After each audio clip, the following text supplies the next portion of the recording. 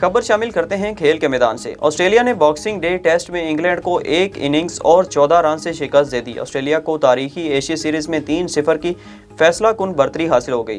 तारीखी Asia series में England की नाकामियों का सिलसिला थम न सका। तीसरे टेस्ट में ऑस्ट्रेलिया ने मेहमान टीम को 1 इनिंग्स और 14 रन से शिकस्त दे दी।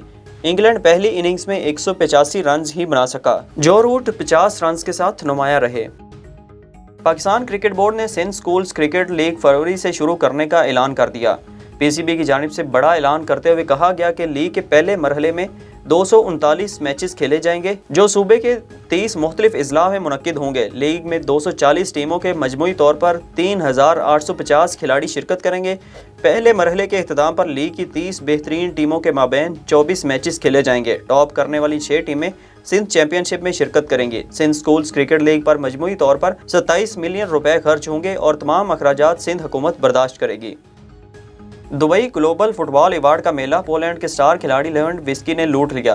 प्लेयर ऑफ द ईयर का अवार्ड फ्रांस के कैलिन मेबापे ने जीत लिया। दुबई के बुर्ज खलीफा में फुटबॉल अवार्ड की पुरवकार तकरीब मुनक्किद हुई, जिसमें पोलैंड के लेवेंडोव्स्की ने fan player of the year समेत मैराडोना अवार्ड जीत लिया। European champion Italy national team of the year करार दी गई, जबकि women team of the year का अवार्ड बार्सिलोना के नाम रहा। सुपरस्टार क्रिस्टियानो रोनाल्डो को सबसे ज़्यादा गोल स्कोर करने पर खसूसी अवार्ड दिया गया।